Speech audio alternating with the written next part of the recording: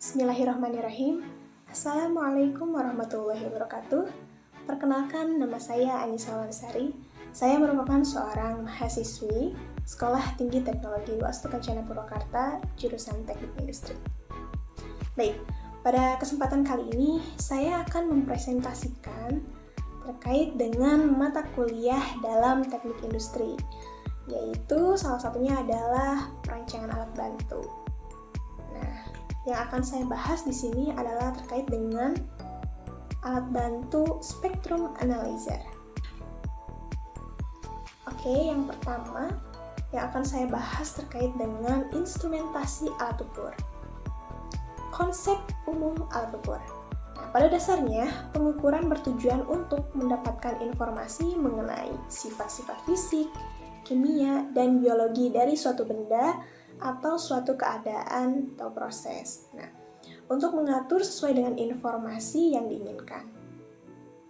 Bantuan alat atau dalam hal ini alat ukur dan instrumen yang diperlukan untuk mentransformasikan informasi tersebut secara kualitatif dan kuantitatif untuk ditanggapi oleh indera manusia.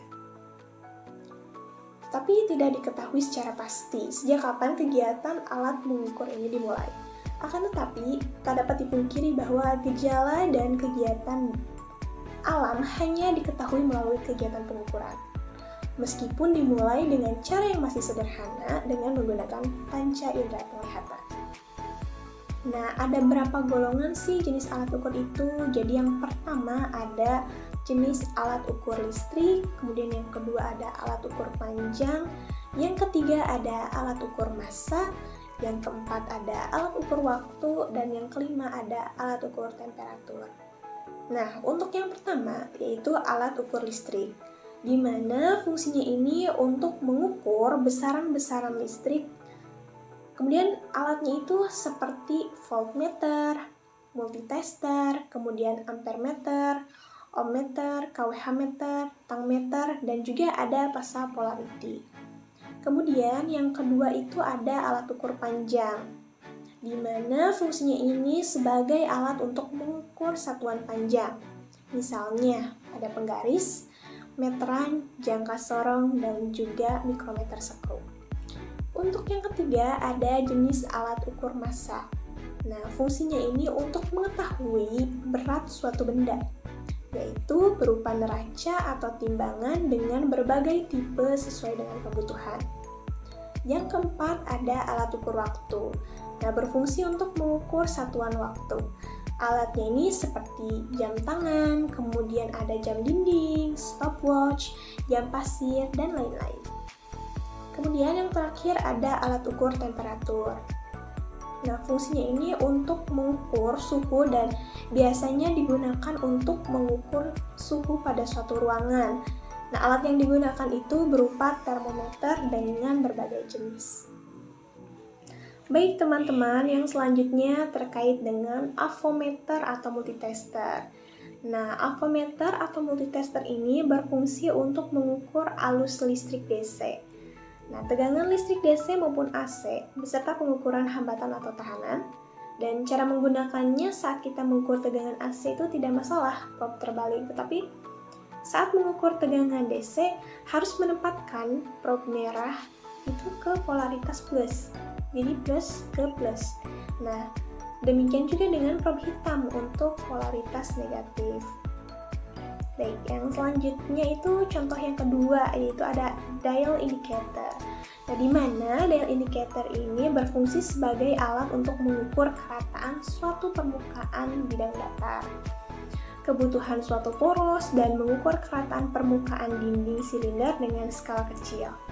Biasanya dial indicator ini digunakan untuk mengukur nilai kerataan disc brake pada sebuah mobil. Selain itu juga digunakan di dunia manufaktur, kemudian perkakas, ada perbengkelan dan permesinan, dan nilai ketelitian ini mencapai 0,01 mm. Baik, yang selanjutnya terkait dengan spectrum analyzer yang akan saya bahas pada kesempatan kali ini lebih dalam ya. Untuk spectrum analyzer ini merupakan salah satu bagian instrumen yang digunakan untuk mengukur sinyal listrik di kawasan frekuensi. Biasanya pengukuran suatu sinyal listrik dilaksanakan pada kawasan waktu atau time domain, dan perangkat yang digunakan untuk melakukan pengukuran di kawasan waktu ini adalah osiloskop. Kemudian sinyal yang diamati ini diatur amplitudonya dan rentang waktunya itu untuk kemudian dilakukan pengukuran. Sinyal listrik selain dipandang dari kawasan waktu juga dapat diamati dari kawasan frekuensi. Nah, salah satu contohnya ini akan saya bahas di slide selanjutnya. Pada bagian ini terkait dengan teknik pengukuran spektrum analyzer. Nah, tujuannya itu yang pertama untuk mengetahui dan memahami spektrum analyzer, yang kedua mengetahui dan memahami jenis pengukurannya, kemudian yang ketiga mengetahui dan memahami cara pengukuran, yang keempat mengetahui dan memahami konstruksi umum dari alat ukur.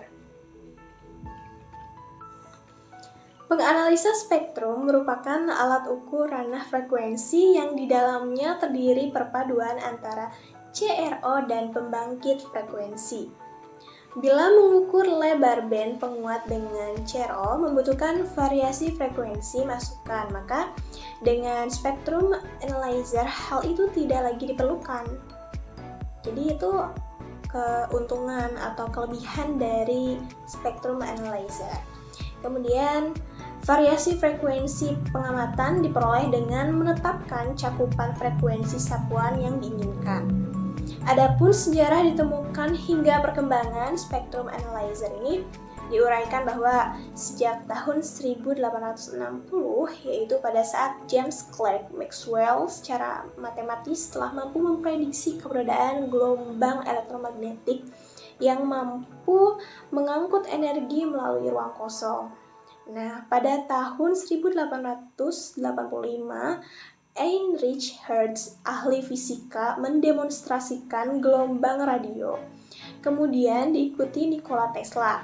Nah, Guglielmo Marconi dan pionir yang lain menemukan cara memanipulasi gelombang, sehingga ini memungkinkan untuk komunikasi jarak jauh.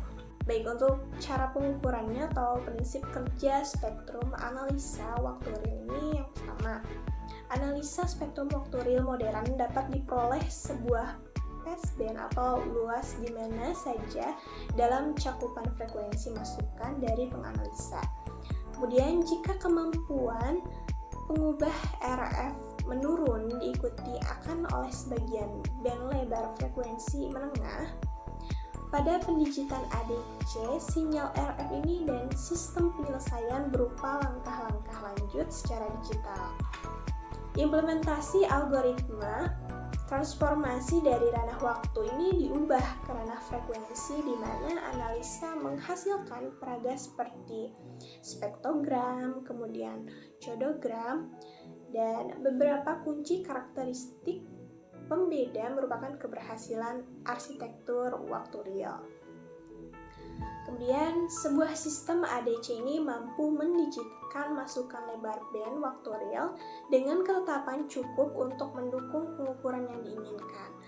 Integritas sistem analisa sinyal yang diperoleh berbagai pandangan analisa dari sinyal pengujian, semua berkaitan dengan waktu. Kemudian secara terus-menerus melampaui periode waktu pengukuran yang dikehendaki, daya DSP memungkinkan pemicuan waktu real dalam ranah frekuensi. Sekian presentasi dari saya. Mohon maaf apabila banyak kesalahan dalam penyampaian. Semoga informasi yang saya dapatkan dapat bermanfaat bagi semua yang menyaksikan gitu ya. Terima kasih. Wabillahi taufiq wal hidayah. Wassalamualaikum warahmatullahi wabarakatuh.